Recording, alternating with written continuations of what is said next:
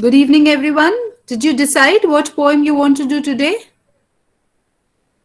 In the last class, we did two poems. We did John Donne, and that is The Good Morrow, and we did Andrew Marvell's To His Coy Mistress. I said that this class I would take up any questions if you have on Marvel, and also we would like to do something new. So, do you have any suggestions about what you would like to do?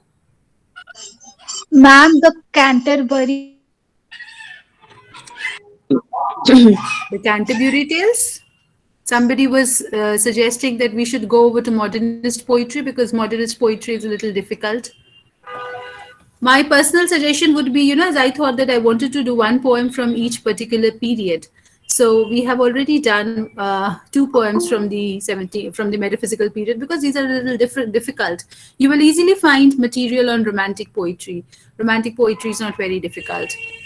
Uh, yes, the wasteland would be a good poem to attempt, but the wasteland is very long. We'll not be able to do the whole of it. Uh, why is the syllabus confusing, Anupriya? The syllabus is not confusing. You will have to look up in your introductory block. You'll get the entire syllabus in your introductory block. Does anybody else Ma'am, find but it confusing? like, no, ma'am, can we take like wasteland not by para, but in an outlook Yes, manner? Like, certainly, can certainly. We can do that. What we have more poems also, which we can do, from the modernist period. Instead of like, if you do any particular poem, you'll get an idea of almost all the poems. When you do one poem from a particular period, you'll have an idea of a rough idea of all the poems which are there we can take the that age in your syllabus. Some Yeats poem? Like, we have three or four Yeats poem. Yes, yes, that is what my idea was, that you have three or four, poems in from each particular period. So if you could, do one from each particular period, you will have a feel of the text, right? So since you have nobody is giving me a very concrete option, is Proofrock there in your syllabus? The love song of J. Alfred Proofrock. No, ma'am. Proofrock is not there. From T.S. Eliot, you have The Wasteland. Brajesh assignment we'll discuss in the last class. Sunday is the last class. On Sunday, before Sunday, keep your, downloaded. What are the poems by Yeats that we have? Do we have The Second Coming? Leda and the Swan?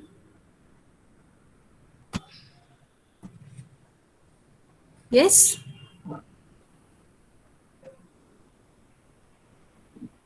Ma'am, Yes, please go ahead. ma'am, can we do William Blake, The Tiger? We can do it. The Tiger is quite an easy poem, though. I believe you can do it yourself. Nevertheless, we can begin with Blake's The Tiger if everyone is okay with it. Ma'am, you can just give a summary about it if you want.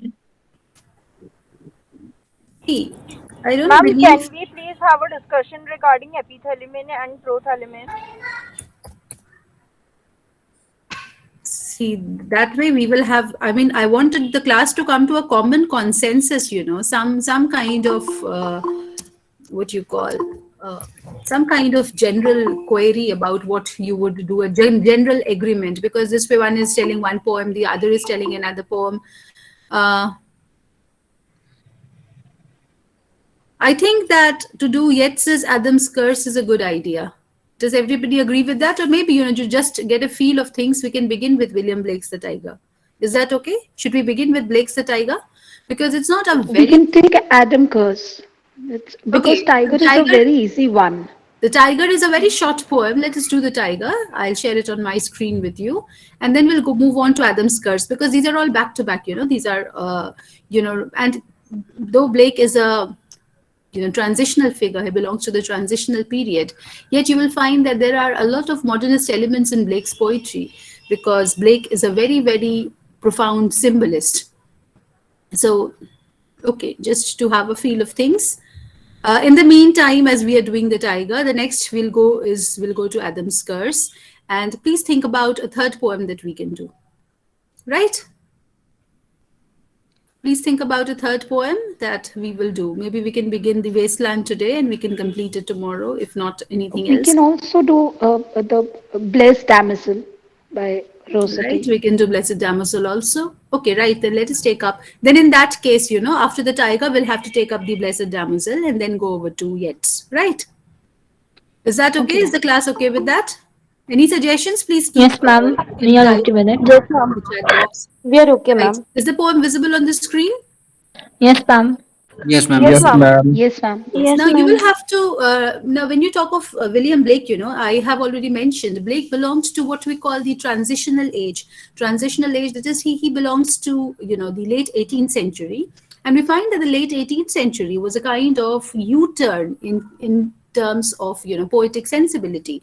So whereas the 18th century, which is known by various names, the Augustan age, the age of Queen Anne, but it is also known as the age of prose. It's also known as the age of reason. So the dominant quality, of 18th century writing was its rationality.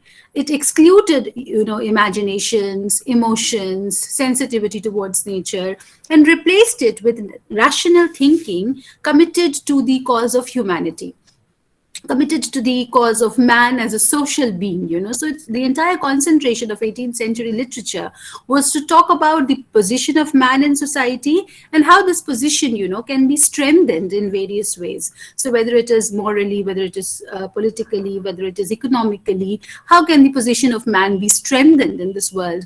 That was the key focus of 18th century literature, whether it was in prose, whether it was in, the novel which emerged in the 18th century, or whether it was in poetry. When you come to the second half of the 18th century, you find that for the first time, in the 18th century, there is a gradual turn towards things related to the imagination.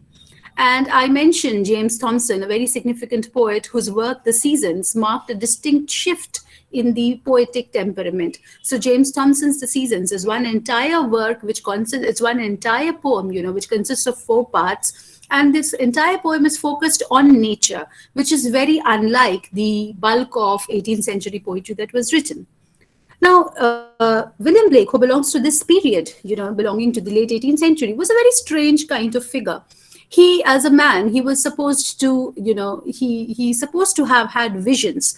He used to see visions. He was a visionary in many ways, and he's also known to have, run about nude in the gardens, in the garden of his own house. And he was a very esoteric person. He would lapse into sudden fits, and in these fits, he would have visions. So if you look at William Blake's life, it was very similar, to the lives of our Indian saints like, say, Ramakrishna Paramhans. If you have read the biography of Ramakrishna Paramhans, you will realize that he also went into strange states of ecstasy, and he had certain visions of the mother goddess and this and that. So Blake was a very esoteric individual, and he not only wrote poems, but he also illustrated his own poems.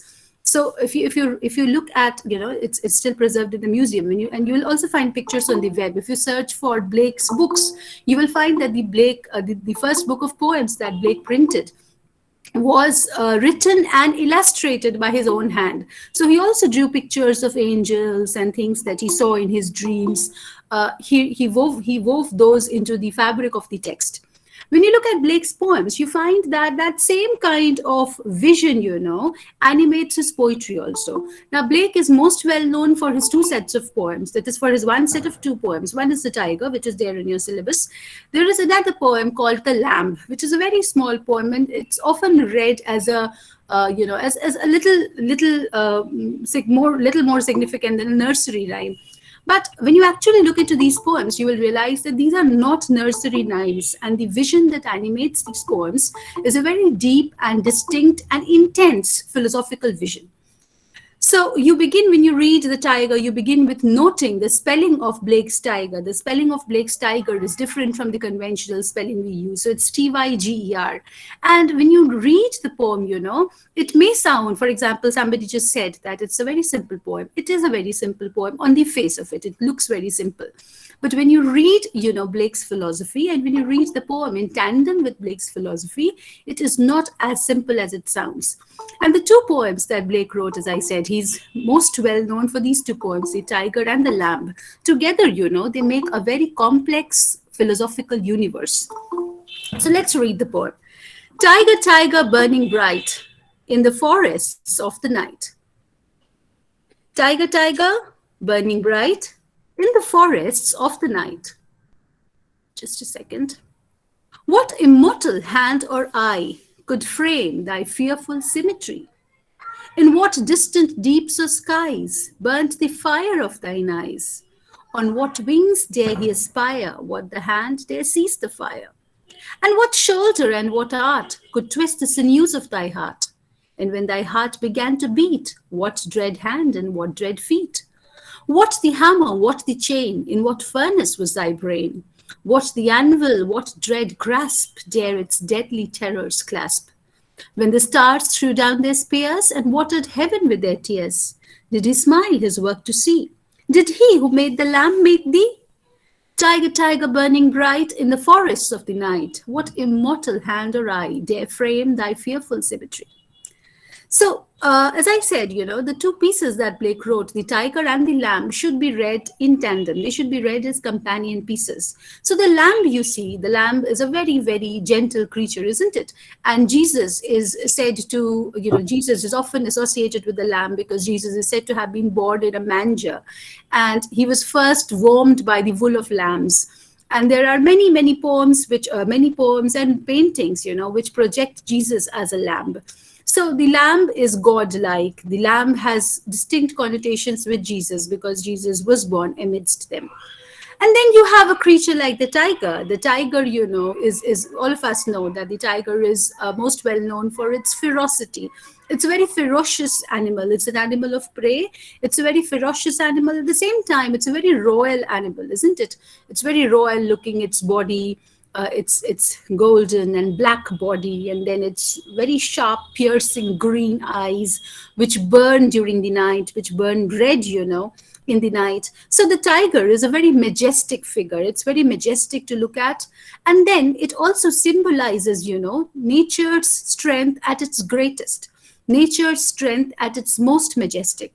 So the body of the tiger is a symbol of power, isn't it? So we used to have, which tire company was it that advertised, that had its brand ambassador, a tiger would jump through a hoop of, which tire was it? I'm forgetting. Do you remember? So anyways, my idea is to say that the tiger has been associated with power, with brute power that is muscular power, isn't it? So just like the fox is associated with, cunningness, similarly, the tiger is associated with brute muscular power. It is nature's power at its highest, at its greatest. Now, Blake's question, is that, when Blake looks about in the universe and he sees, this necessary violence, he sees that violence is necessarily built into nature. Had violence not been necessarily built into nature, God would not have created these animals of prey. So if God has created an animal like a tiger, which intends, am I audible to you? Can you hear me? Yes, ma'am. Yes, ma'am, you are audible. Yes, ma'am. Yes, ma'am, you're audible. Thank you. So if God has created an animal like the tiger, which is geared to kill, which is built to kill, whose job it is to kill other animals, then we cannot accept that nature is intended to be benevolent, isn't it? Nature is intended to be peaceful, because all of us know of the food chain. So there is this food chain where, the lamb eats grass and the tiger eats the lamb, and so on and so forth. So this essential violence, is built into nature. So Blake's question is that how do we integrate love and violence? How do we integrate peace and violence? How do we integrate violence and coexistence? On the one hand, there is violence, and at the same time, we're supposed to coexist. So how do we do this? These are very complicated philosophical questions that Blake is asking. And when you look at the poem, he is commenting, on the majesty of the tiger. He says, tiger, tiger, burning bright in the forests of the night. So you are burning bright, the tiger is a figure who is visibly seen in the night because its eyes are aflame. So if you have seen a typical, jungle movie, or if you have seen a typical, the typical arrival of a tiger during the night, the tiger is heralded only by the two eyes. All of us, I believe, have seen Disney's production of The Lion King, isn't it? So all of us have seen that. So the lion, or Mowgli, Disney's Mowgli production. So at night, these hyenas or these tigers or these lions, their eyes are glowing. So they cannot be seen, but their eyes are burning bright. So tiger, tiger, burning bright in the forests of the night. Now in Blake, as I said, it's very simple on the face of it. The poem is rhythmic, so there is a beat in the poem. So bright and night rhyme with one another. Eye and symmetry are supposed to rhyme with one another. Skies, eyes, aspire, fire. So you have two coupling lines. So A, B, B, C, C, D, D. This is the kind of rhyme scheme that Blake's poem is following. So because it is rhyming, it can be confused as a very simple poem. It's very simple because it is rhyming. It sounds so good. So it has a melody, it has a rhythm, it has a beat. But when you look at the theme, the theme is very, very unlike anything that we have read so far. So he says that the tiger is burning bright. And as I said, Blake is a master of symbolism. He uses very, very profound symbolism. So look at this. There is night, and there is the imagery of the forest. So night and forest. What does night signify? Night signifies darkness. Night also signifies mystery. Night also signifies horror, right? Night also signifies death. So mystery, horror, death, darkness. Again, forests. Forests are also, forests also have similar connotation. Forest signifies depth. It signifies danger. It signifies darkness. It also signifies death. So forest and night. And in the forest and night, what is juxtaposed against the forest and night is the image of light, because something is burning. So there is the image of light. Again, burning connotes a sense of violence. Burning, it's not flaming, it's burning. When something is burning, there is a sense of fire, there is a sense of violence, there is a sense of danger built into it.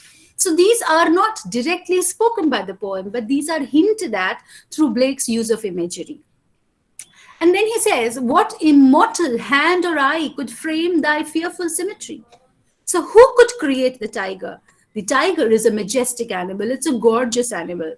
But who could have created, this terrible form of the tiger? It has a fearful symmetry.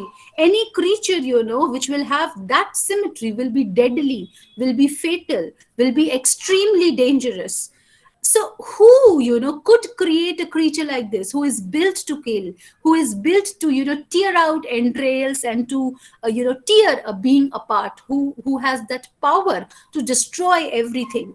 So what immortal? So certainly the person who created the tiger, or the force that created the tiger, is a force which is greater than the tiger. Look at Blake's implication here. The force that created the tiger has to be greater than the tiger. So if the tiger is majestic, that force will be doubly majestic. If the tiger is destructive, that force will be more destructive. If the tiger is dangerous, that force is more dangerous. So the poet asks, what immortal hand or eye could frame thy fearful symmetry? No mortal could have created this fearful animal. It is an immortal being which could have created this. And with an immortal hand and an immortal eye, a vision, will be required to create an animal as majestic and as ferocious as this. And who could have done it? Who could have framed this fearful symmetry? So the question is not directly answered. Just give me a second. My kids are making a noise. I have to scold them. Just give me a second.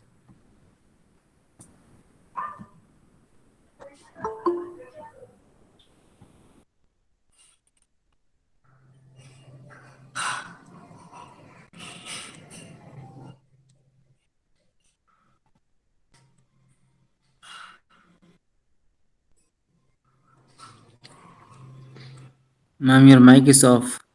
Yes. I said I took a break. I wanted to scold my kids, they were making a lot of noise in the background. Right. So, yes, coming back to the poem.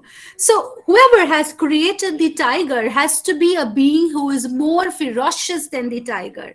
And the question is not answered, the Blake has, or the poet or the speaker does not answer the question that the creator of the tiger is God. He only hints at the question. So who could frame, what person, what force could frame this fearful symmetry? So these are all rhetorical questions. You have something which we call it's a figure of speech. A rhetorical question is a figure of speech. And a rhetorical question is a question that has no answer. For example, say you come home late and your parents say, "Aa gaye?" So what do you say at that time? Do you say, "Ha, main aa gaya"? No, it's not intended to have an answer. It is just, a satirically put question. So it's a rhetorical question which has no answer. Each of these stanzas you find ends with a rhetorical question.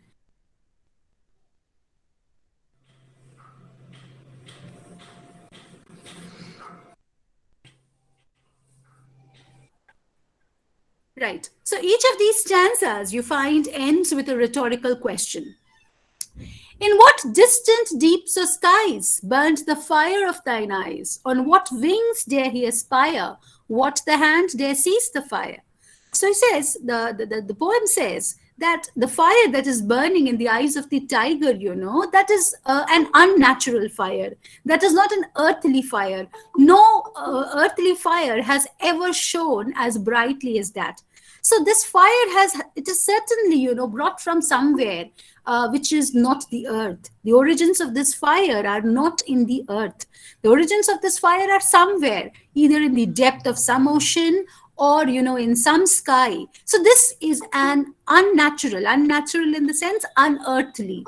Unearthly does not belong to the earth. This fire which glows in the eyes of the tiger is an unearthly fire.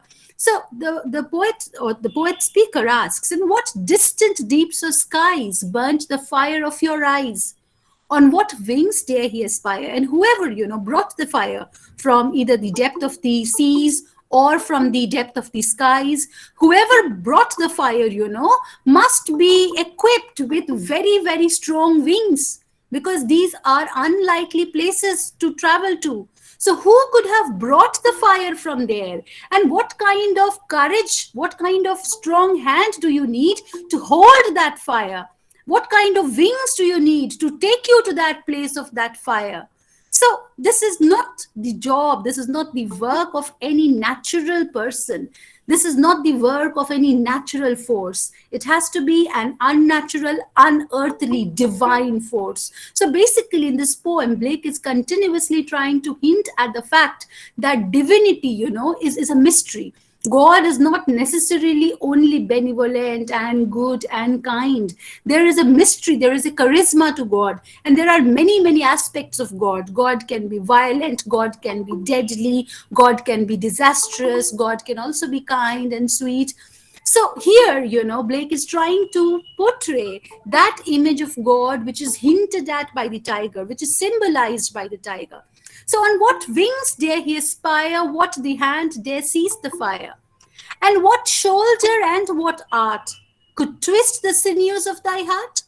So what kind of art could have created you? What kind of shoulder, could have twisted the bones and the muscles of your heart?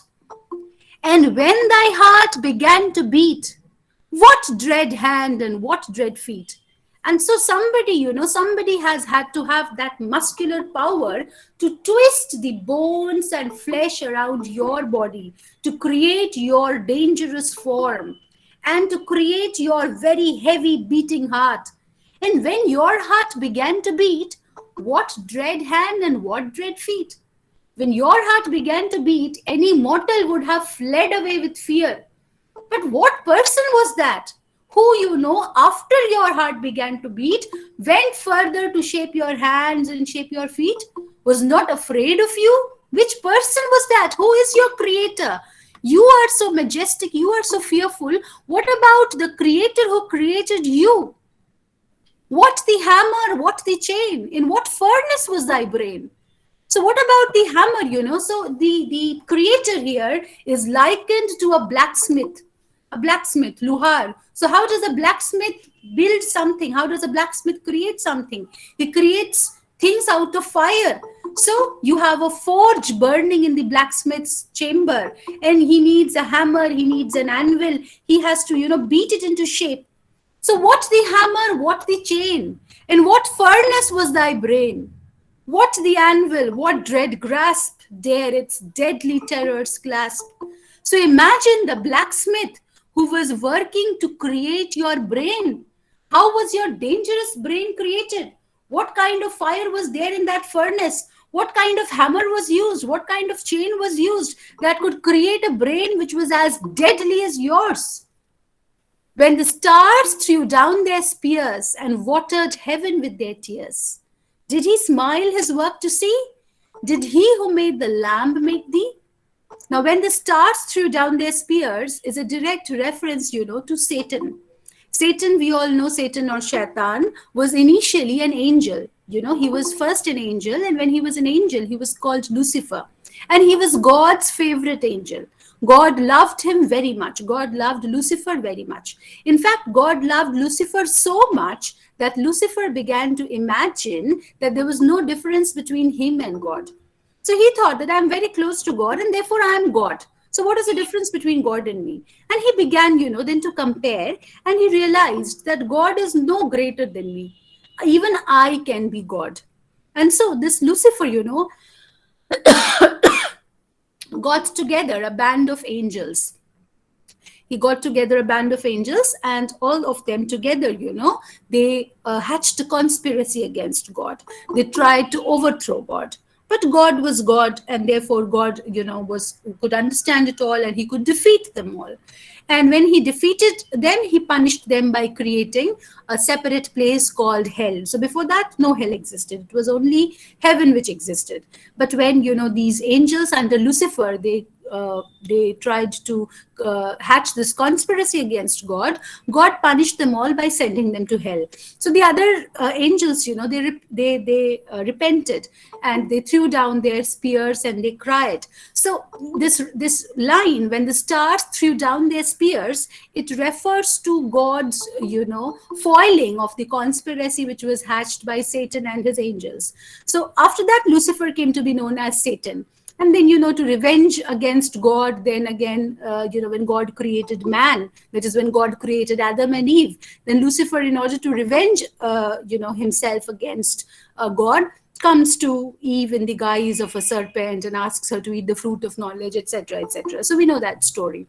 So here, when the stars threw down their spears, there is a direct reference to, Satan's or Lucifer's attempt to overthrow God. And when God defeated them, they repented and they cried. So when the stars threw down their spears, that is when the angels, they threw down their weapons of rebellion and watered heaven with their tears. And they cried so much in repentance that heaven became full of tears. Did he smile? Did God smile his work to see?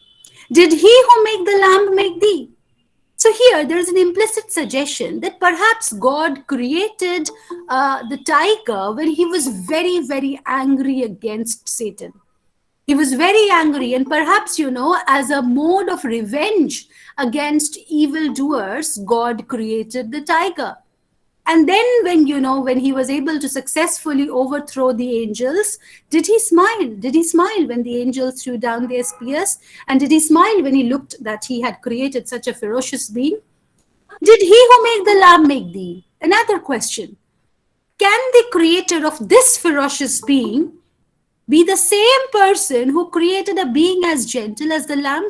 Can the creator of the lamb and the tiger be one and the same person? How? Because the tiger will easily eat up the defenseless lamb. The lamb has no defense against the tiger. If the lamb and the tiger were to come face to face, the tiger would easily consume the lamb. So is it possible for a creator to create a being as tender as the lamb, as defenseless as the lamb, as innocent as the lamb, and at the same time, a being which is as ferocious as the tiger? How is it possible? Can the same person create both these contraries? So did he who made the lamb make thee? Tiger, tiger, burning bright in the forests of the night, what immortal hand or eye dare frame thy fearful symmetry? Now look at the first stanza and the last stanza. This first stanza and the last stanza are the same, except for the change of one word. Here you have, what immortal hand or eye could frame thy fearful symmetry? And the last stanza has, what immortal hand or eye dare frame thy fearful symmetry? So could has been replaced by dare. In the first stanza, there is a question, who could have done this? And the last stanza, having seen the ferociousness of the tiger, says, who could have dared to do this? Because a being like the tiger will destroy everything if let loose. Who could have dared to destroy all his creation with another creation? So Blake in this poem is trying to analyze, this violence which is built inside the system of nature. God has created someone as defenseless as the lamb and someone who is capable of overpowering the lamb like the tiger. Now, when you look into this poem, and as I said, it also invokes the companion poem, The Lamb. Blake had a particular idea. Blake was, if you look at Blake's books, Blake entitled his first collection, Songs of Innocence. And the poem, The Lamb, features there. And Blake titled his second collection, Songs of Experience. And the tiger poem features in that second collection. Now, what is the link between these two? The lamb is a song of innocence and the tiger is a song of experience. So what was Blake's idea of innocence and experience? Now, there are certain people who feel that innocence is lack of experience, isn't it? You are innocent because you do not know. So we say that a little child is innocent. Why is a little child innocent? A little child is innocent because the little child does not know how to perform evil, how to do evil, how to think evil. The child is immune to all these things. Therefore, he or she has no understanding of the world and is thereby innocent. But Blake believed that lack of knowledge will not tantamount to innocence. True innocence is arrived at through knowledge and through experience. So just because you do not know to tell a lie and therefore you speak the truth, that is not innocence. Proper innocence would be, that you know how to tell a lie, you have told a lie before, you are aware of the various aspects of lying, but you choose to tell the truth. That would be innocence. So according to Blake, innocence does not come from lack of knowledge. Rather, innocence comes through experience. So once, you have acquired experience of the world, and then you make a particular choice. You know this, you know that, and then you choose this. But you do not know this, you know only that, and therefore you choose that. That is not innocence. That is lack of knowledge. So Blake is trying to say that the lamb, is built that way. It is naturally built to be sweet and tender. The tiger is naturally built to be violent. And yet there are instances of these wild animals showing love and concern. That is not innocence in its false sense. That is innocence in its truest sense. When they have the power to kill, they are capable of killing, and yet they choose not to kill. So Blake is, evoking a number of ideas through this and that other poem, The Lamb, and both of them are usually read together. So if you're writing an answer on this, you can and you should, I think, mention The Lamb. So I'll leave it to you. If you have any questions, you can please ask me. Good evening, ma'am. I'm Sarika Singh. Yes, good evening. Ma'am, ma'am, I want to ask that can we say that through the Lamb, the Song of Innocence and Song of Experience, God wanted to represent Himself, the two aspects of God's nature? I mean, can we say that Lamb and Tiger are mortal aspects of God? Yes, certainly, because here the question is continuously about the creator. The poem is trying to judge from the creation, It is trying to know the attributes of the creator. So the poem believes that whoever is the creator has to be certainly more powerful than the creation, isn't it? So if you have created something, you are more capable than what you have created. So here, the poet or the speaker is trying to know the attributes of the creator through the creation. So if the creation is as terrible, as majestic, as beautiful, as the tiger, as powerful, as deadly, so it's a combination of many things. So isn't the creator also likely to be all these things? And then a creator who is as deadly, as ferocious as the tiger, can this creator also be the creator of that very tender being called the lamb? How is it possible for a creator to have two different faces, to have two different characteristics, to create two different things which will eventually, one will destroy the other, isn't it? So if a tiger and a lamb come face to face, the tiger will kill the lamb. There is no option. So how is it possible that the creator can allow this? So the sense of necessary evil or violence is built into the system of nature. You cannot ignore it. It is there. So the carnivorous animal has to kill somebody in order to eat, isn't it? So how can you talk of peace? So where is the reconciliation? Where is the sense of balance between all these opposites? These are all contradictories. And yet we are living with these contradictories every day. So how do we reconcile them? How do we negotiate with them? These are very philosophical questions that Blake is asking. So, ma'am, if both of them come in, they are standing by their sides, then if always the violence will rule over the innocence. So in that case, where is the question of coexistence? There will be Now no. that is the sense of balance, and that is what makes animals different from human beings.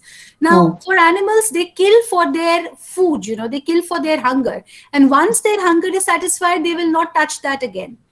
But Surely. human beings, there is no limit to human greed. So human beings are never satisfied. You give them two, they will take two. You give them four, they'll take four. You give them 10, they'll take 10. You give them 100, they'll take 100, and still they'll say they don't have anything. Isn't Hmm. it? So the Hmm. tiger is built to kill, but then nature is also built in that way. Nature is built to provide for our needs. So that balance is always maintained through the food chain, through things. That balance is always maintained. That if we consume in limitation, violence is there. Even when the lamb is eating plants, do you think that there is no violence in that? Plants also have life. So when the Hmm. lamb is eating plants, there is a violence in that also. So this is what Blake is trying to say, that the world is built on violence. The world is built on, that force is there. Somewhere or the other, something is dying to give something else birth. So this is a very, very complicated process. And we have to analyze this process, and we have to analyze the forces which are animating this process. The forces, call it God, call it divinity, call it, universe, call it whatever. So these forces have to be taken into account. So violence will rule, that is fine, but that is integral. That is the essential violence, isn't it? Mhm. The essential violence, the essential pain, even the birth of a child involves a great deal of pain, isn't it? And that is inevitable. So certain things are inevitable in nature, Surely, ma'am. Thank you so much, ma'am. right? Do we have other questions? Ma'am, not any question, but there was this video in which it was shown that there is a frog which was caught in a spider's nest.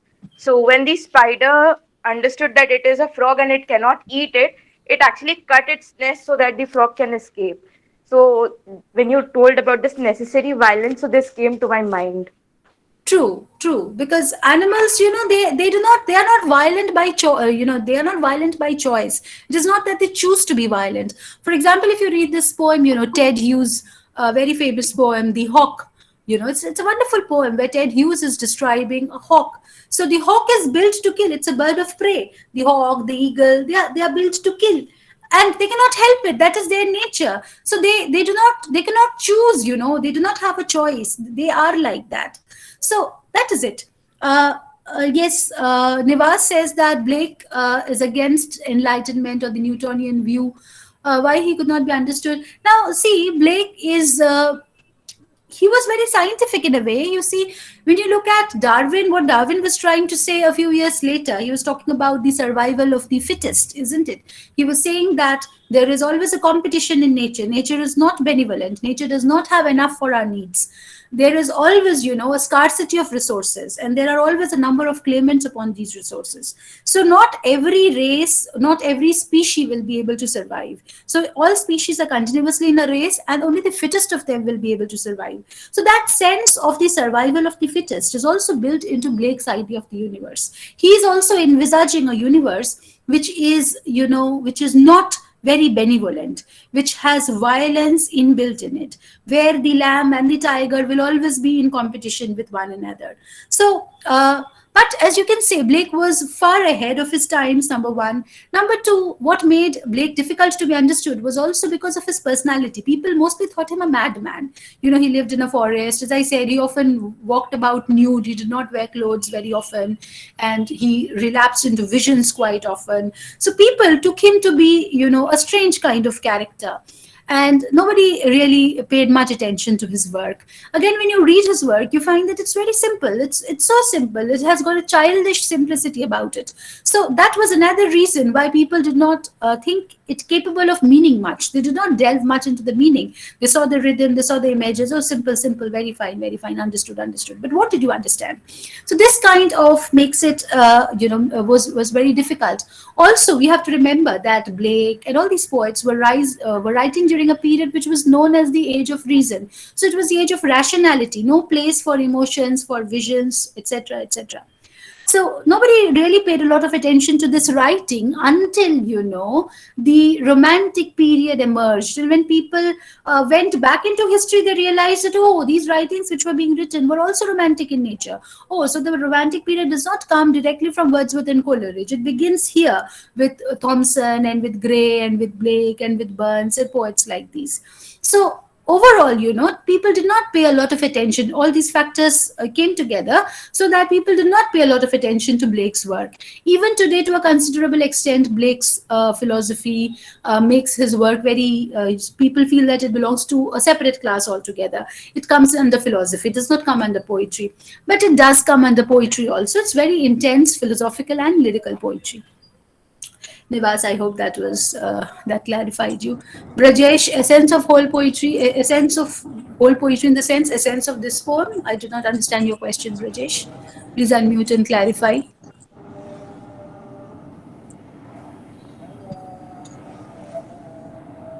Hello, good evening, ma'am. Yes, good evening. Ma'am, my name is Ritika, and I wanted to ask that as she was saying, we were discussing about the Darwin's fittest theory.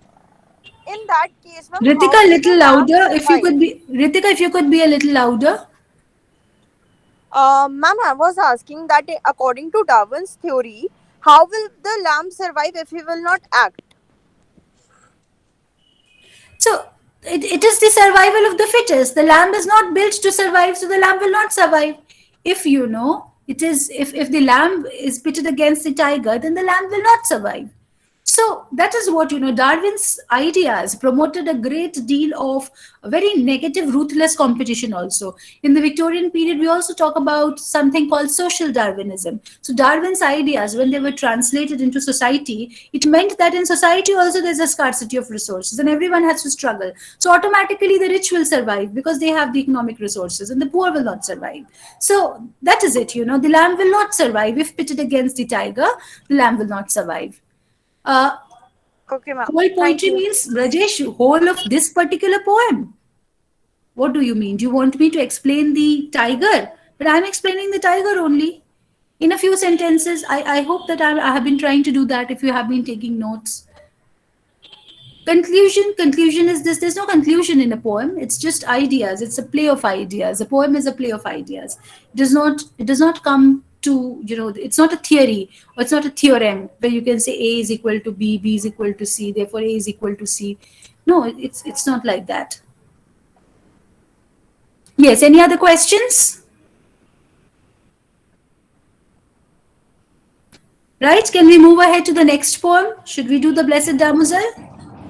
Yes, ma'am. Yes, ma'am. Right, I'll stop sharing my screen and get the next poem for you. Give me a minute.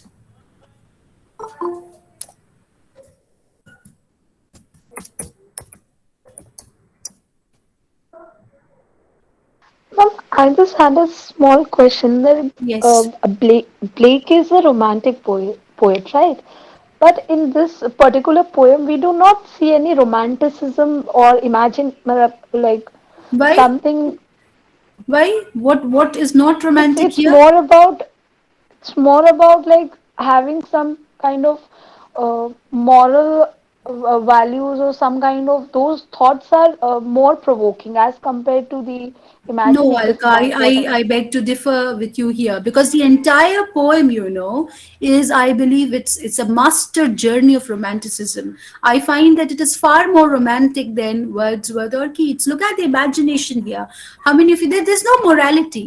In fact, Blake was against all kinds of morality. What is morality? Good and bad. Does a tiger follow principles of good and bad? Tell me, can you teach a tiger moral values? Is it possible? No. So Blake is not at all talking about morality. He is only talking about the tiger as a symbol of the creator. And if the tiger is a symbol of the creator, and if the lamb is also a symbol of the creator, is it possible that the creator of the lamb and the tiger could be the same person? Both of them could be the same creator. And in case both of them are the same creator, what does it prove? What does it show to us? Because it would be very, very difficult, to visualize a creator who has these different faces. So it is all an inquiry, it's an imaginative inquiry. And I do not understand how could you find these images, the image of the blacksmith, the image of the night and the forest, and then the image of this the stars throwing down their spears. Sorry, I think I shared the wrong link. Just give me a second. We are looking for the blessed damsel text.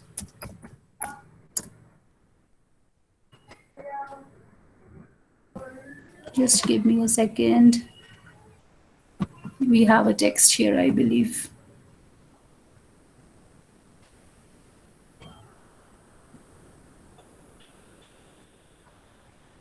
Right. So, does that clarify you? Nivas Yes, is ma'am. also saying something here. He says that, yes, romanticism is not about romance. Romanticism is like, what do you mean by, yes, Nivas is right. What do you mean by romance? As I said, I think I mentioned this earlier. It's not about love and about, running around and singing and dancing around trees. No, we're talking about romantic in the sense of exercising the imagination, exercising the eyes of the mind rather than logic and reasoning and intellect that you take for granted. So there's no logic, there's no questioning, in romantic poetry, in the sense of nobody's looking for objective facts. You're looking for your own subjective emotional experience. So what you think, according to you, that should be true. It's not about objectivity. So I think that should clarify you. Yes. Did you try to think along those lines, Alka? Yes, ma'am. Thank you.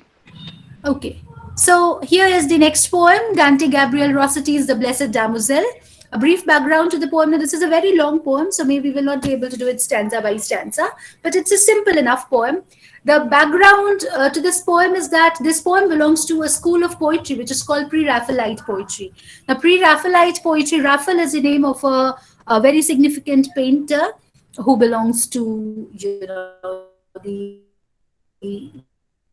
16th century, the 14th century, I believe.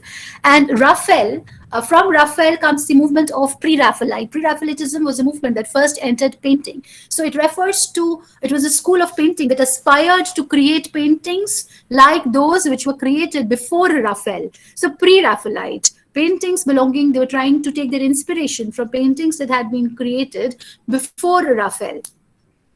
So this was a movement in painting which began to introduce the idea of elaborate and detailed paintings. So, for example, if there's a painting of a girl, then everything in it will be detailed, from the face to every strand of the hair to, her jewelry, to every minute thing, will be closely painted, no matter how small, but it will be painted. So a lot of attention to detail was a very significant characteristic of Pre-Raphaelite painting. From painting, this movement entered poetry also. And many of these Pre-Raphaelite painters themselves, turned to poetry, and their poetry betrays the same, or exhibits, not betrays, their poetry exhibits the same elements that you would find in the Pre-Raphaelite paintings. So what are these elements? Number one, you will find that there's a lot of imagination, romantic imagination. So their paintings are not borrowed from objective facts. They imagine, they imagine things and they paint that. They do not look at the world and paint reality. They paint the reality which is there in their heads. Number two, there's a lot of use of color, very sensuous paintings. Very sensuous paintings, very alive to form and color. The third significant characteristic was, a lot of attention to detail. So every minute thing has been very closely described. So So all of these you will find are there in pre-Raphaelite poetry also. So sensuousness, a lot of attention to detail, free flowing rhythm and free, very, very lyrically flowing poetry. So they are, there is a motion in the poetry. It rises and falls like colors. This particular painting, Dante Gabriel Rossetti's The Blessed Damozel, is the painting of it. It was a real painting, and from there, has come this poem. So when you read this poem, you can almost sense the painting from which it was created. So the damozel, is a damsel. Damsel is a beautiful young girl. So this young, pretty, beautiful girl, she has died, and she's in heaven, and she is in heaven, pining for her lover who is still on earth and who is not yet dead. So she has died and she's waiting in heaven for her lover to die and to come to her. So this is a poem about separation also. It's a poem about love also. It's a poem about waiting also. It's a poem about anticipation also. But most importantly, the poem describes the girl, what she's wearing, how she's looking, and what she's feeling with great detail. So there is not much of action in the poem. If you read it, it's a descriptive poem. Things are not happening here. It is all about describing. The girl is described from head to foot. The place where she's standing is described in details. Her feelings are described in details. And the feeling is this. She is separated from her beloved, and therefore she is, pining for him. At the same time, she does not want him to hurry back to her because he is alive and she wants him to live his life well. So a number of feelings here. So let's try to read the poem, Dante Gabriel Rossetti's The Blessed Damozel. The blessed damozel leaned out from the gold bar of heaven. Her eyes were deeper than the depth of waters, stilled at even. She had 3 lilies in her hand, and the stars in her hair were 7. So look at the numbers. She is leaning out. The blessed damozel, as I said, she is a young girl, very young, pretty, beautiful girl, and she's in heaven and she's leaning out from heaven. So the heaven, it's visualized as a balcony with a golden bar, with a golden border, and she's leaning out from that golden balcony of heaven. Her eyes are deeper than the depth of waters which are stilled at even as evening. So her eyes, are deep like the evening waters of the sea. So in the evening you find that the sea as it is gray, but in the morning it looks beautiful. A tinge of blue is there, but in the absence of light it becomes dark. So the sea is so deep, so unfathomable, you cannot guess the depth of the sea. So her eyes are like that. Her eyes are like the waters which are stilled in the evening. She has 3 lilies. She's holding 3 lily flowers in her hand, and there are 7 stars in her hair. Her robe ungirt from clasp to hem, no wrought flowers did adorn, but a white rose of Mary's gift for service meetly worn. Her hair that lay along her back was yellow like ripe corn. So look at the attention to detail. Her robe is a dress, ungirt from clasp to hem. So from the clasp that is from it is a loose flowing gown. So from the top to the bottom, it is flowing, So ungirt is loose from clasp, from border to hem, that is the lower border. So it's a loose flowing gown. It is not decorated with any embroidered flowers, but it only has a white rose, which is the gift of Mary, which is the gift of Mother Mary to her for service meetly won, because she has been a good angel. She has served Mother Mary well in heaven also. So she has received that white rose as a gift, and that is the only, ornament in her dress. Her hair is open and it is yellow. It's golden like ripe corn. Her seemed she scarce had been a day, one of God's choristers. The wonder was not yet quite gone from that still look of hers. Albeit to them she left her day, had counted as 10 years. So on earth, she has left the earth 10 years ago. So it has been 10 years that she has died. But to her, it does not seem as if it was more than a day. So it seems that she just died and she has just come to heaven. And in heaven, she's a choir singer. She's a singer in God's choir. So she is one of God's choristers. So she's a singer in God's choir.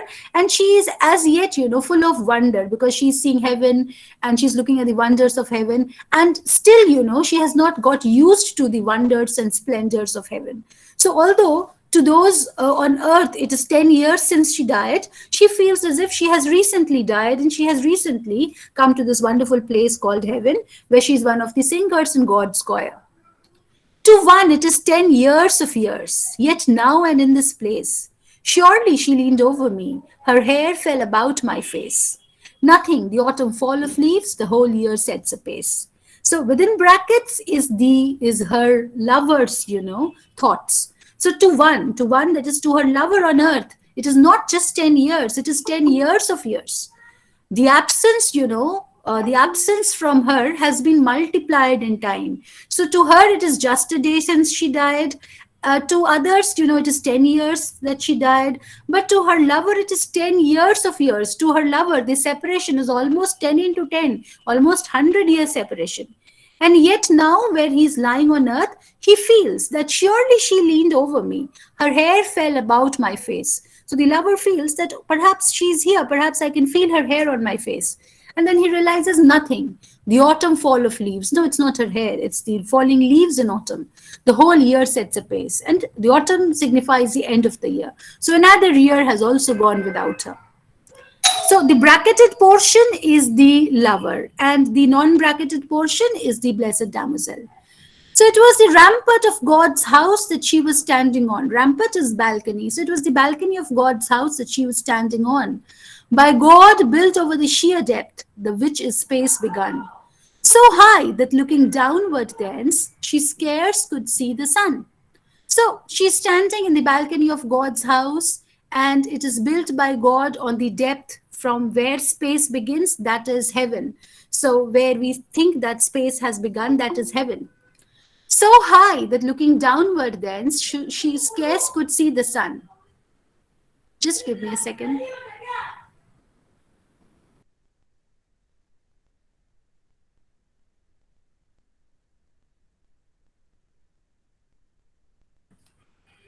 Right. So, it lies in heaven across the flood of ether as a bridge beneath the tides of day and night. So, the heaven is described in detail. So, heaven is like, it lies in heaven across the flood of ether as a bridge, beneath the tides of day and night with flame and darkness ridge. The void is low as where the earth spins like a fretful midge. So there's a detailed description you see of the heaven. So heaven as a geographical location has been clarified. So this house of God, that is heaven, it is located in space, and under space there is a flood of ether as a bridge, and beneath the flood there are tides of day and night. So day and night is like a sea. So there's a sea of tides beneath this bridge of heaven. Somebody has unmuted. Please keep yourselves on mute. Tanya, Digital, whoever it is, please keep yourself on mute. Yes. So it's beneath this bridge of heaven, there is this tide. So day and night, that is time, is likened to a sea, which is underneath this bridge of heaven. Around her, lovers newly met, mid deathless madam 8 बज गया, कृपया close कर दे. spoke evermore among themselves, their heart remembered names. Yes, who is this? Who is this? Somebody just said something?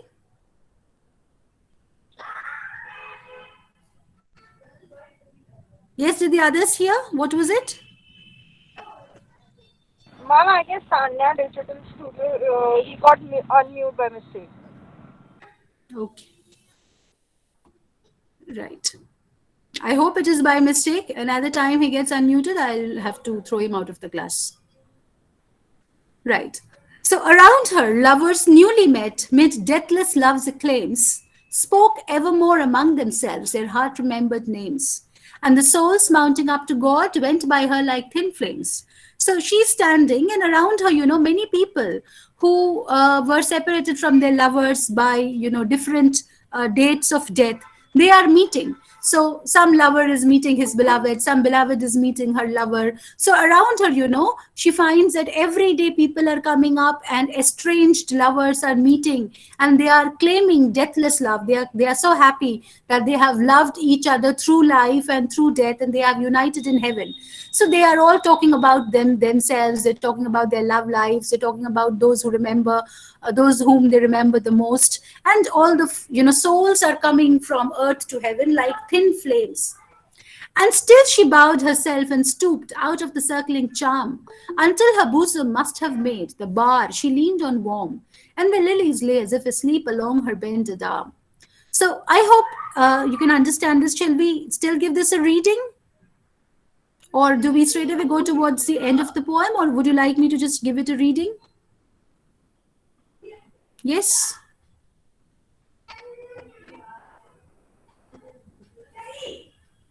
We can move to the next, I think.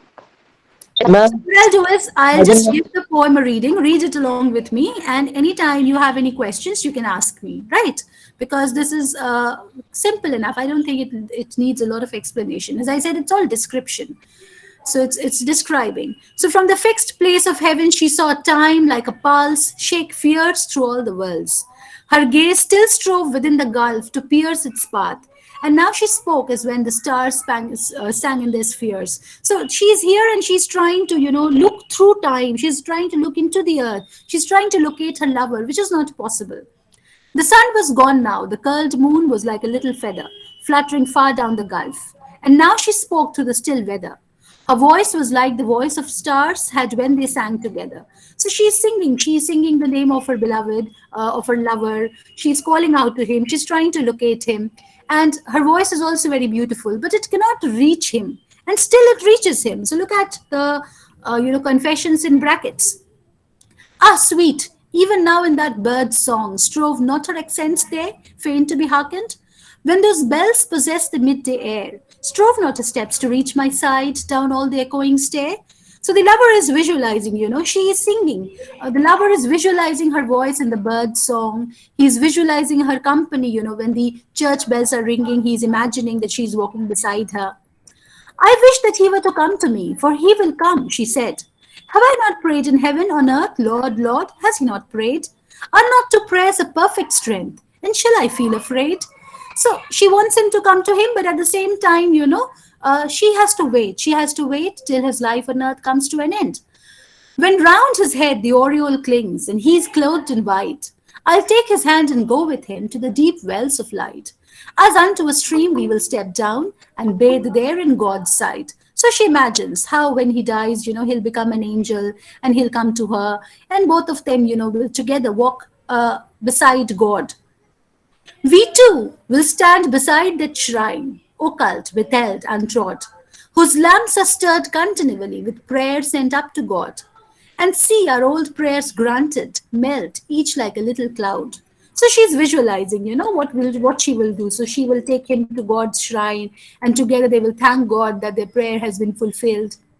We too will lie in the shadow of that living mystic tree, within whose secret grove the dove is sometimes felt to be, while every leaf that his plumes touch saith his name audibly. So we will lie beside the tree where, even the dove that sings of God. And I myself will teach to him, I myself, lying so, the songs I sing here, which his voice shall pause in, hushed and slow, and find some knowledge at each pause, or some new thing to know.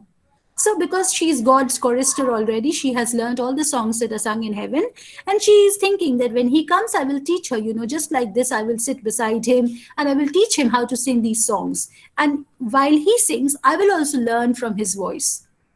And in brackets again, it is the lover pining.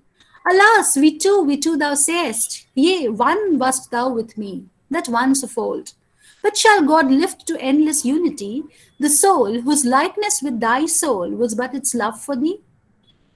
So the lover says that you are continuously, you think of us as we two, but we are one. So we are one soul together. So God has taken one half of the soul to him. Why can't he take the other half away also? When will I die? When will the other half of our soul, become complete? So the poem goes on like this, and I think that we should not waste time reading it. It's very evident. So the last, you see, we come to the last. I saw her smile.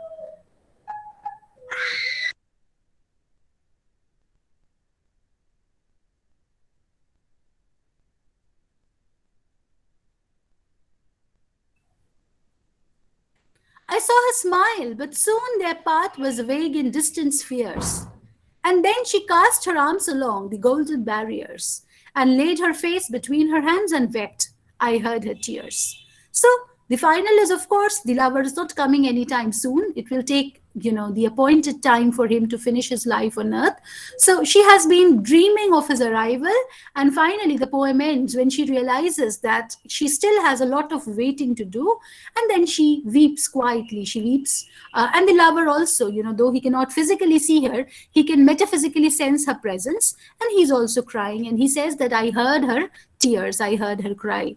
So that's where the poem ends, and it's a simple poem. As I said, the focus of the poem is on talking about that imaginative geography of heaven. So it is a very, very romantic poem in that sense. So the geography of heaven, God's house, and these girls, as those who die and become angels, how they function and serve underneath God, and how Mother Mary awards them with roses. So it's a different kind of life which is visualized, a different Christian mythology which is visualized. And the center of this mythology is, of course, this girl who is waiting for her lover, and the lover who is likewise, sensing her present absence. So she's absent, but still she's in some way connected to him. Any questions? You may please ask.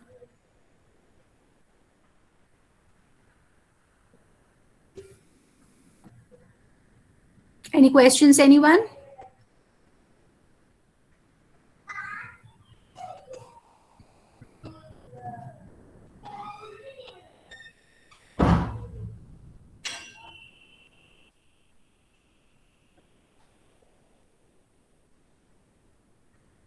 I'm a permanent faculty of Kareem City College, sweetie.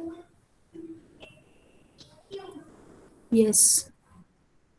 Excuse me, ma'am. Good Yes, evening, good ma'am. evening. When I come to the college, will I be able to see you? Yes, we are usually there from Talk to 12 you? to 6. We are there during college hours, or that is on college days, on working days. So you can just come around 3. I think IGNO time begins from 3.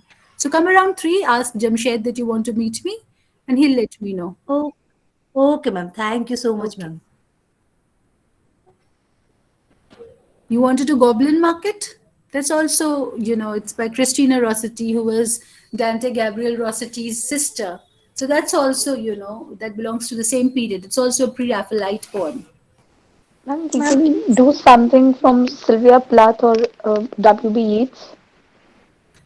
Yes, we can. I think we can do Daddy in the next class. It's a long poem.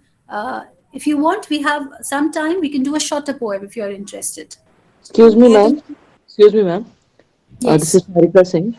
Ma'am, in the entire poem, before we head start to anything else, this poem is a descriptive type of a poem in which we get to know about the girl who has died and the metaphysical thoughts of her lover, and means it's a kind of a scenario of a heaven and how the angels get treated over there. So, ma'am, when the question suppose comes like give the critical analysis of this particular poem, then how would we answer it? Because there we don't find any kind like in Tiger, as you explained earlier, there are hidden meanings in the poem, and there we can illustrate something that how God, Now what here he also there are no hidden meanings, but the apparent meaning is also enough. This is a long poem, so huh, you can talk about pre-Raphaelite poetry.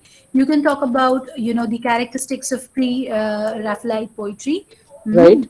Uh-huh. and then you can talk about the images here.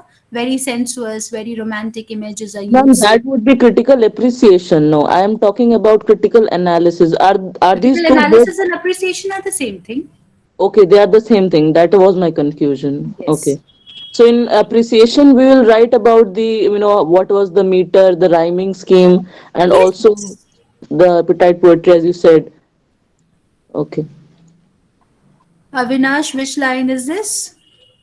Soon their path was vague in distant spheres. Distant spheres is distant planets. So both of them are in two different planets, different planetary spheres. And though, she's trying through the darkness to locate whether she can locate Earth and whether she can locate her lover, but it's not possible. So they are separated in brief times when she's thinking intensely of him in heaven, and when he's also thinking intensely. For a brief moment, they get connected. So he suddenly feels that she's singing, and she is actually singing, and he suddenly feels that she's singing. So for brief moments in between, brief intense moments when both of them are thinking about one another, they get connected. But otherwise, their paths are lost. They're not able to trace one another or feel one another. So it requires a heightened sense of perception to unite with somebody who has gone into another abode. So life to death, these are two different spheres, and in intense moments, it is possible for them to get connected. I think I explained this in the last class, Janvi. I don't know whether you were there, but I said that you do not need to write any autobiographical information about the poet. Just concentrate on the poem and anything about the poet that adds to your understanding of the poem. Right? So no date of births, no deaths, etc., etc. Okay. So I think that we had a good suggestion by someone that let us do Easter 1916, which is not a very big poem. And I think that let us do Easter 1916. So I'll stop sharing this, and I will, we will do Easter 1916. Excuse me, ma'am. Yes, Ritika. Ma'am, I wanted to ask that do we refer the Venus god as the god of love in Romanticism? Do we refer? Venus god as god of love in Romanticism as well. Like I have read this thing in Picthalamion. Yes, Venus is the god of love. Okay, so Venus we is can believed to be mention the this god of thing love. here as well if we need to write in the theoretical analysis. Yes, yes. Not a Okay, problem. ma'am. Thank you.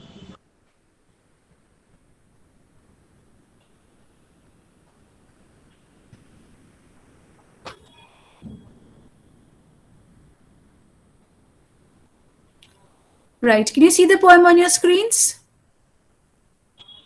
Yes. Yes, ma'am. Yes, Now, ma'am. Easter 1916, refers to the it refers to the Easter uprising that took place. You have to go briefly back into English history and remember that W.B. Yeats was an Irishman, and Ireland was for a long period of time under the governance of England. So England ruled over Ireland as a colony, and though you will see that both the Irish and the English were whites, both of them were whites as far as the idea of race is concerned.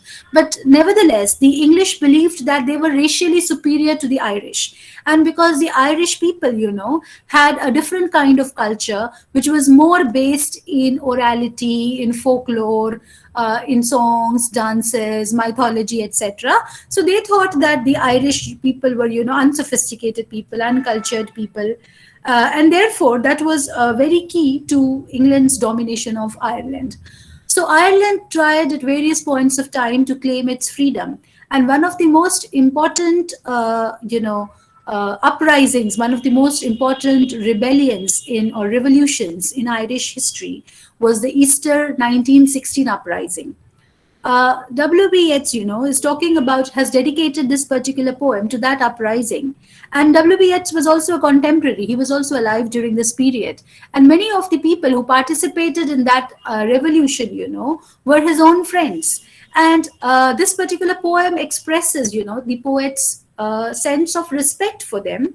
At the same time, it also expresses that much of the sacrifices that took place were needless, were futile. And also, Yeats is also dwelling on the larger idea that, how revolutions like these or how such things can transform people. So from because when you need to do, when you participate in a revolution, you have to become one-minded, you have to become single-mindedly devoted to your cause. And when you become single-mindedly devoted, then you lose many aspects of your personality. So, for example, all of you have seen that movie Rang De Basanti, isn't it? So, in Rang De Basanti, you saw that how three very happy-go-lucky, carefree, cheerful youth, they got transformed into revolutionaries overnight. And just in the course of enacting a play, how they imbibed those vibes, and how they tried to fall into those characters, and how that transformed them. So the son remains no more a son. He's a committed revolutionary, and he will therefore, he's ready to kill his father also if the father has gone against the country. So my point is, and Yeats's point also, as you will realize, is that when you are focusing on one particular thing, you become immune to the other things, and therefore that roundedness that one has as an individual, the multifacetedness that one has as an individual, is lost, and you become one directional. So very similar to what happens to those terrorists or Naxalites or jihadis. What they do is they are ordinary people, they are living ordinary lives, but somewhere they are focused on one thing, and they can sacrifice everything for that one thing. So how good is this and how bad is this? Yeats is, trying to weigh these things. So on the one hand, he has a deep sense of respect for all those people who were a part of the Easter uprising. He is, he expresses his respect for them, that these ordinary people were transformed overnight into revolutionaries. They were ordinary people a day before, and suddenly, they became transformed into revolutionaries. So how ordinary people have the capacity to become extraordinary, how ordinary people have the capacity to lay down everything, for the sake of a cause. But at the same time, is it good? Is it good to harden your heart to other things, to lose your multifacetedness as an individual, and to focus yourself excessively on one thing? So somewhere, Yeats feels that our humanity dies when we focus excessively on one thing. So there are good points of it, there are bad points of it. So he is trying to bring both of them together in some kind of a balance in this particular poem. So Easter 1916 by William Butler Yeats. I have met them at close of day, coming with vivid faces from counter or desk among grey 18th century houses. I've passed with a nod of the head or polite meaningless words, or have lingered a while and said polite meaningless words, and thought before I had done of a mocking tale or a jibe to please a companion around a fire at the club, being certain that they and I but lived where motleys were. All changed utterly. A terrible beauty is born. So this stanza is describing the ordinariness of life before the 1916 uprising. So the poet says that I have met those people who were a part of the uprising. I have met them often in the evening. At the close of day, I have met them returning from work, from some counter, from some desk, from some grey 18th century office. I have seen them coming out, and I have passed them on the street with a nod of my head. Both of us have acknowledged each other, sometimes without words, sometimes with polite, meaningless words, and sometimes we have often joked together. Sometimes we have told a story around a fire at the club. And all the times that I have encountered with them, I was certain that both they and I were same. Both of us were leading very, very common lives. Motley is common. So we are a very common people. We're a very common set of people. So every time I met them, this realization was there that we are the same kind. We are a very common set of people. But everything changed utterly because of the 1916 uprising, and a terrible beauty was born. It was beautiful, but it was terrible at the same time. It was frightful at the same time. And then, one by one, he's talking about the various revolutionaries who were part of that revolution. That woman's days were spent in ignorant goodwill, her nights in argument until her voice grew shrill. What voice more sweet than hers when young and beautiful she rode to harriers? This man had kept a school and rode our winged horse. This other, his helper and friend, was coming into his force. He might have won some fame in the end. So sensitive his nature seemed, so daring and sweet his thought. This other man I had dreamed, a drunk and vainglorious lout. He had done most bitter wrong to some who are near my heart. Yet I number him in the song. He too has resigned his part in the casual comedy. He too has been changed in his turn, transformed utterly, a terrible beauty is born. So one by one, he's talking about people who had seemed very, very ordinary a few days ago. So one woman, her voice was very shrill, who used to argue all the time, who was once very young and beautiful, but later on she had become very brittle. And then another man who was a teacher, another who was a poet, who might have become very successful as a poet, another man who seemed was completely useless, But all of these people were transformed overnight as a result of the uprising. Hearts with one purpose alone through summer and winter seem enchanted to a stone to trouble the living stream. Look at this.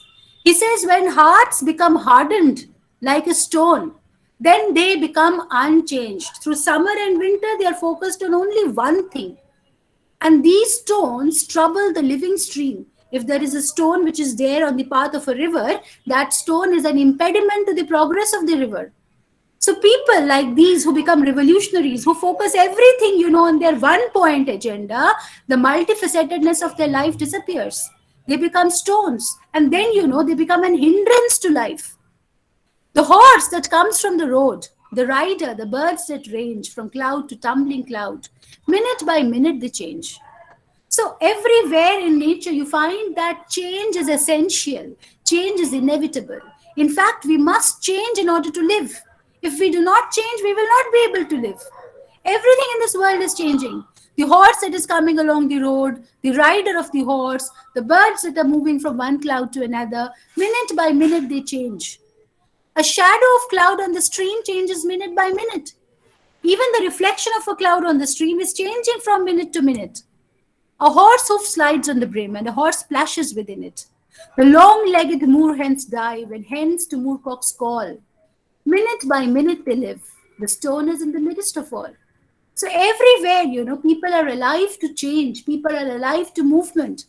But those people whose hearts become stone in the pursuit of a one-point agenda, these people become a hindrance to life around them. They are, impassive to the world around them. Too long a sacrifice can make a stone of the heart. Oh, when may it suffice? That is heaven's part. Our part to murmur name upon name as a mother names a child, when sleep at last has come on limbs that had run wild. So the poet says that too long a sacrifice, when you sacrifice something for a very long time, then you become hard-hearted. Your heart becomes made of stone. When will it be sufficient? When is sacrifice sufficient? What sacrifice is sufficient? That is heaven's part. We cannot say. We do not know what sacrifice is sufficient.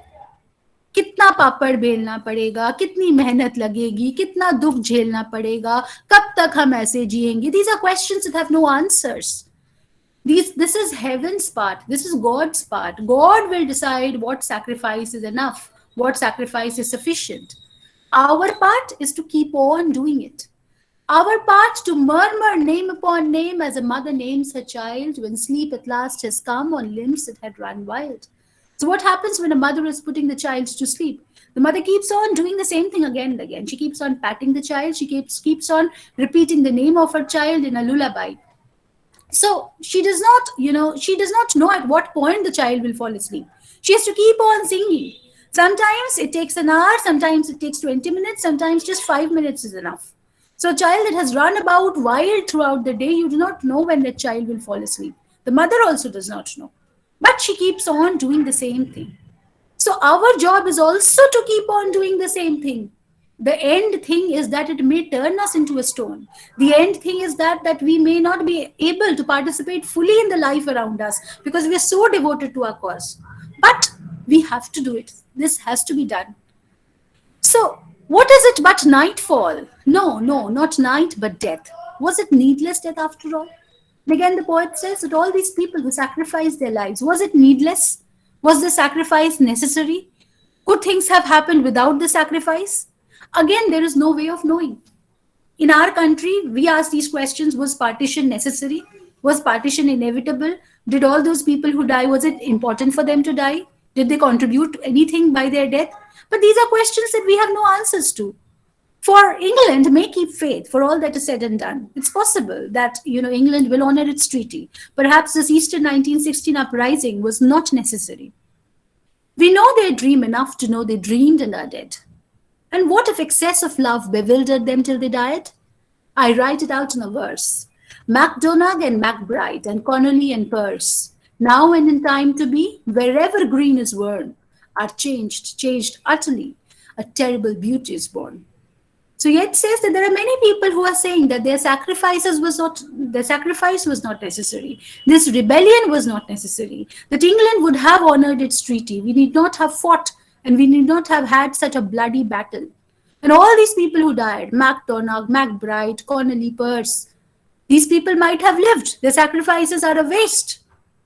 But I say that they died out of love. They loved their country so much that they were ready to die. They were bewildered by an excess of love, and that led to their death. So I am writing this poem for them, for MacDonagh, for McBride, for Connolly, for Pearce, today and in the future, now and in time to be. Wherever green is worn, wherever people will wear green, green will be a sign of rebellion, of revolution, of regeneration. It will be the sign of this terrible beauty that was born. So the sacrifice was terrible, the outcome is terrible, but it was beautiful. It was motivated by noble causes. So this is the poem for you. It's almost 8:30. I'll just take a couple of questions or two if you have any. Right. Any questions? The terrible beauty he refers to is the rebellion Yes, the which terrible happened. beauty refers to the Eastern 1916 uprising, which led to a lot of bloodshed. But according to Yeats, this was terrible, but this is terrible because it is born of beauty. This bloodshed was inspired by the love for their motherland. So those people, who led this revolution, who ultimately were defeated and died, who tragically were killed during this revolution, those people were trying to be the architects of a new vision of Ireland. So maybe, their sacrifice was useless. Maybe had that uprising not taken place, still, Ireland would have attained its freedom from England. But nevertheless, these people died for a noble cause. That is what Yeats is trying to say. Any more Thank you, ma'am. questions? Ma'am, can you explain the line "a horse hoop slides on the brim and a horse places within it"? Just give me a second. Where is this line? Ma'am, in the third. A horse hoof slides on the brim. Yes, so he says that a shadow of a cloud on the stream. So the poet is talking about the stream. He says that look at the stream. On the surface of the stream, the cloud's shadow is also continuously changing shape. Why? Because the stream itself is never quiet. There is always a ripple. So a horse hoof slides on the brim. Sometimes a horse will come to drink water and the horse hoof will slide in the corner of the water and the horse will splash within the water. Then, the long-legged moorhen will dive in the water. Hens will call to moorcocks. So everywhere, the water will be upset. And as a result of the water being upset, the shadow of the cloud on the water will also change. So everywhere, change is a sign of life. But these people whose hearts have been hardened to a stone, though they are alive, they are quiet because they are focused on something and they are unable to participate in this glory of life which is all around them. Is that clear? Okay, ma'am. Thank you, ma'am. Ma'am, can terrible beauty of revolution can always be justified? No, it cannot be objectively justified. I do not think that I can say that. But at the same time, talking from Yeats's perspective, all this is a necessary evil. It is an evil, but it is necessary. So all kinds of revolutions, for example, मैं तुम्हें तुम मुझे खून दो और मैं तुम्हें आज़ादी दूंगा. So how do you equate blood and freedom? So the sense of sacrifice, the sense of martyrdom, shaheed hona, shahadat, and how that shahadat can lead to something noble. So this has always been there. There are many ways of looking at it. Some people will say, feminists like me will say that this is a very patriarchal vision because power and this kind of ruthlessness is associated with patriarchy. Feminist vision would be a vision of peace where there would be no conquest as such. But then this is immensely debatable. Let us not talk about our perspective, but from Yeats's perspective, this was a necessary evil. Right? Yes, ma'am. Okay, so it's 8:30, more than 8:30. We stop here and maybe we will do Plath and if possible a bit of Wasteland in the next class.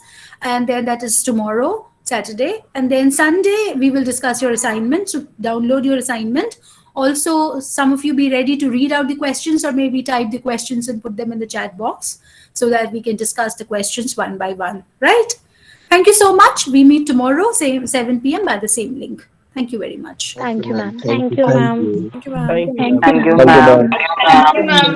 Thank you, ma'am. Thank Thank you, you, ma'am. man. Thank you, ma'am. Thank you, ma'am. Thank you, ma'am. Okay, okay. Pallavi Kumari.